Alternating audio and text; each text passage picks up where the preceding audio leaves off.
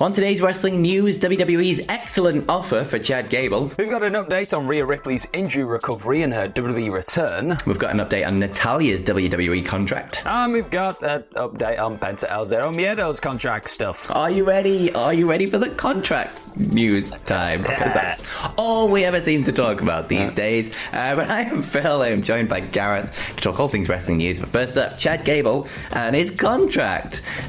His deal is expiring very soon, according to Fightful, but we have an update of it from Dave Meltzer of the Wrestling Observer newsletter. Now, he is saying that apparently WWE have made an excellent offer to keep Chad Gable, whatever that means. It also went into detail, well, a bit of detail about how AEW has interest if his deal expires, as key people within the company are pushing Gable to Tony Khan. And Fightful have also confirmed this as well, saying that they have heard about AEW having internal discussions regarding Chad Gable. So there is an excellent offer on the table for Chad Gable to stay in WWE, but obviously he will have to wait for his contract to expire before he can actually see the deals from other places if he wants to kind of pair everyone against each other and try and up any deals that could possibly be on the table. So we'll have to wait and see whether he just resigns and carries on straight through with WWE, or whether he's going to let it run out and then have a look at what else is on the table from elsewhere. But it feels like everywhere has interest in Chad Gable, and why the hell would they not? Yeah, Chad Gable's probably, for me, like one of the best all-rounders, you'd say, in wrestling right now. He's unbelievable in between the ropes, and the character work's coming on every single week. Like he is slowly, I don't know, just finding his voice in this heel role. I do think it's a bit cartoonish right now. I'm probably one of the only people that isn't super massively high on the direction that heel turn's gone. I just wanted him to be a really bitter man, just determined to do whatever it took to get the belt back home to his family. But now he's just been a bit of a cartoon bully, which is what it is. He may develop. We need to give these things time, obviously. But I think for Gable, just as a performer, sit back, see where the offers come. See what the future looks like for both those offers as well. I know money's the big thing. Like, people want to make sure they're set for life, and again, families, all that kind of stuff. Like, you do want that money, but you got to see what the future's going to hold. If AEW come along and go, okay, we're going to offer you this, and you're going to be in this position on the card, you're going to be presented like this. If they can keep those promises, my goodness, like, why wouldn't you listen to that kind of offer? But then WWE could come back and go, hey, you're going to be our new face of the mid card for a couple of months or whatever going forward. Like, I don't know. No, it's a cool time. This is one of those great things about having two massive companies right now just vying for talent, and you can, like, the performers can leverage, and they have leverage now. So I'm super excited to see what the future holds for Gable, and where he ends up next. I mean, it would look weird seeing him in AEW after all these years. Like, It's been a long time. Yeah, he has maybe done everything he can do in WWE, like, at this point, perhaps. Like, I'm not sure they're ever going to see him as a world championship guy, sadly, just within the WWE landscape. So maybe it is time to jump over. I don't know. You let us know in the comment section what you think Chad Gable should do. Should he stay in WWE? Should he go to AEW? I don't know. But just kind of keep it on the WWE side of things. There's been a lot of injuries recently in WWE. There's a lot of contract stuff and a lot of injuries. And one of the big injuries that we've had was Rhea Ripley. Rhea Ripley. She hurt her shoulder. She got, like, smashed into a wall by Liv Morgan, I think it was, or she got kicked. It was something like that. It was in a backstage scuffle, and the shoulder is banged up. And then when she, like, came out to cut the promo saying that she was going to, like, be out for a while, she said she was going to be out for quite a few months. So now, Dave Meltzer's been reporting in that same Wrestling Observer newsletter that, well, it looks like she's chosen to rehab this injury on her shoulder instead of having surgery.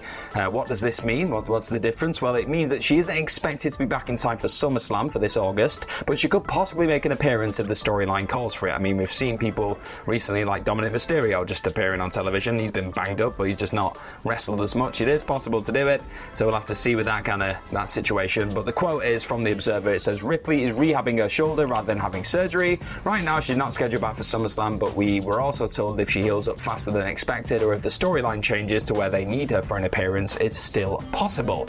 If rehab can't mend the shoulder enough, she could need surgery. So it's one of those, it seems like, I don't want to say a gamble, but it's just they're seeing how this rehab goes, and then if it isn't working out, then maybe she will need surgery, and then if she needs surgery, you have to imagine she's probably going to be out a little while longer. So we'll see how the situation develops. Like, the actual Liv Morgan, Dominic Mysterio side of this Rhea Ripley stuff has been developing is a way of putting it, on Raw lately. There's been a lot of stuff going down. Liv's been kissing Dom and then like ruffling his hair. It's been all kinds of craziness. Mammy will not be impressed watching on from the sidelines with an ice pack on her shoulder. But we'll see what happens now with Rhea. But she's doing physiotherapy on the shoulder instead of surgery right now. Yeah, as ever, it's one of those things where you just want someone to get back happy and healthy before they come back. But it's nice to see that they've not forgotten about her in the storylines anyway, like with the Liv Morgan and Dominic stuff. Like they're keeping something rumbling there. So as soon as she is ready to come back, she is going to have a perfect slot to jump straight back into. There's not going to be any kind of worry about what her career is going to be going forwards, because it's all kind of being laid out for her while she's not even there. So it's good that, they're thinking about where she's going to slot in when she does come back. But yeah, all the best to rehabbing her shoulder. Hopefully it goes well and it goes quick, and she gets back bigger and stronger than ever, as they say. But moving over, contract talk. Obviously, Natalya this time, her contract is up sometime this summer, but it's kind of been slow moving for like getting any offers on the table or anything from WWE, and it's been a little bit quiet and a bit strange. But she's been with WWE for 17 years now, and like I say, these talks have been taking a while. But this is coming from Fightful Select, who are saying that the two sides have yet to come to terms with any kind of offers, but they have been in talks. Now, we kind of reported this a few weeks ago that they kind of were in talks, so it's definitely going slowly, and there's not like any kind of agreement yet, it seems. But she is being heavily featured on both NXT, and she seemingly has like a new direction now on Raw. So she's like heavily featured within the creative of WWE.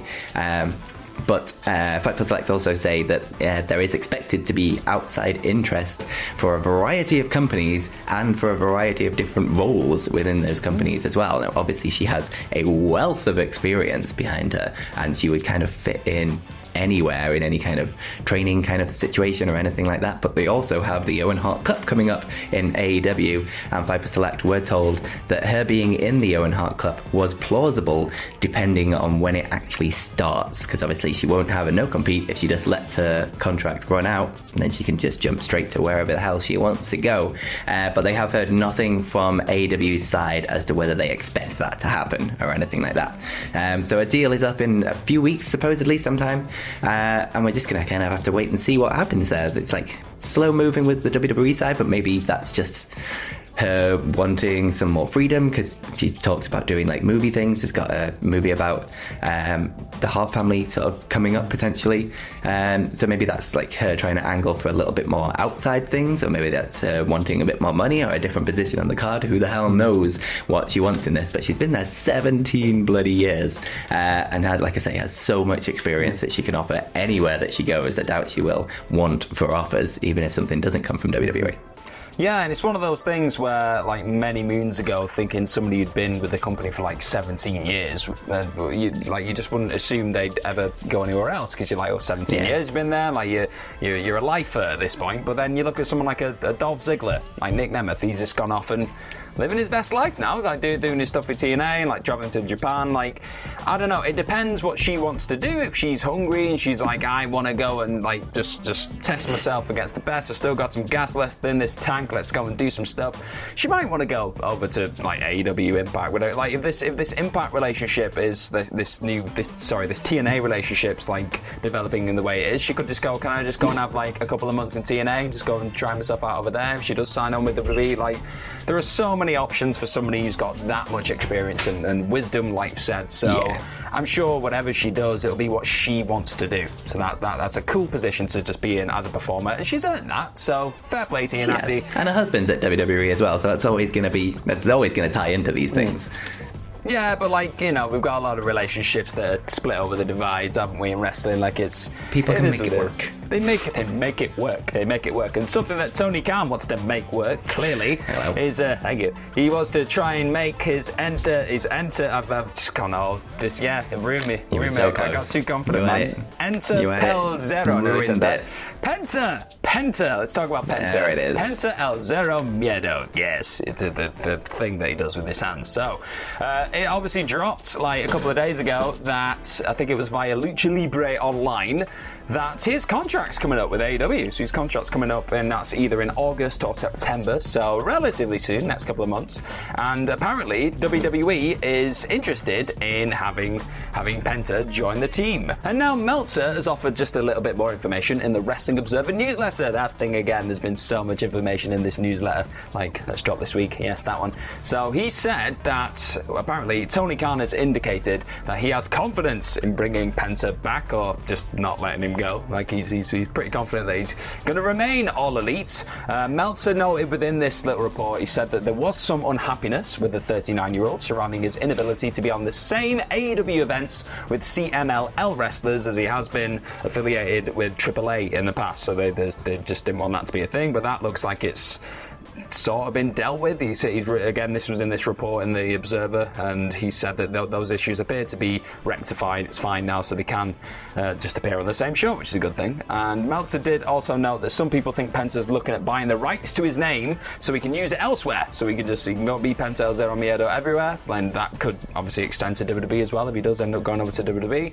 And others think he will indeed explore his options if he hits free agency. And why the hell not, man? I mean, this is another one of those for me where I look at Penta within AEW and I think, well, what is there left that you are going to be able to achieve within this company? Again, he's awesome. I love Penta, but I don't think AEW see him as somebody you could like climb up to that next step and be a world champion. So within the ranks of where he is, maybe he could get an international title, a TNT title, something like that. But he's won a lot of belts already. He's been a tag team superstar with Ray Phoenix and the Lucha Brothers. They've won Trios Gold.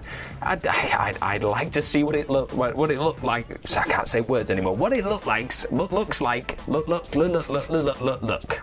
like seeing Penta in WWE. I got so excited about that idea, my mouth just broke. That was the strange thing that just happened there, Phil. It was a very strange thing. Anywho, yeah, Penta's one of those people that you're like, I don't know, you never really think of him in the, this person could jump to WWE kind of situation. I don't know why. Like, he's sort of out there in terms of just being, he's like the like AAA guy, the AEW guy, like New Japan guy, not like he doesn't feel like a WWE guy, but on the other side, like 100%, yeah, that's amazing. Like, I'm fascinated to see what a Penta looks like in the WWE system. But like his style and everything about him, how they would package him, is kind of fascinating, and I kind of want to see that now that you've mentioned it. Yeah, you want to see what it looks I do want to see what it looks like. And there's so many matches about like Penta in WWE that would be incredible, like Penta, Sami Zayn, Penta, Gunther, like. There's Penta Sheamus. It's a match I would really goddamn want to see. Or he'll just end up feuding with all the other Latino wrestlers in WWE. Well, yeah, they do like to do that, don't they? He'll just be in the LWO and that'll be that forever. But we will have to wait and see. Let us know down in the comments below, who would you want to see Penta fight in WWE if he did jump ship? And follow us over on Twitter. You can follow me at Phil My Chambers, and you can follow Gareth. Have a look at my profile at gmorgan04. And click the video. That's what you do to continue on your YouTube journey. Ups and Downs will be up soon later on today, so make sure you look out for that. But most importantly, have yourselves a bloody good day. Bye bye.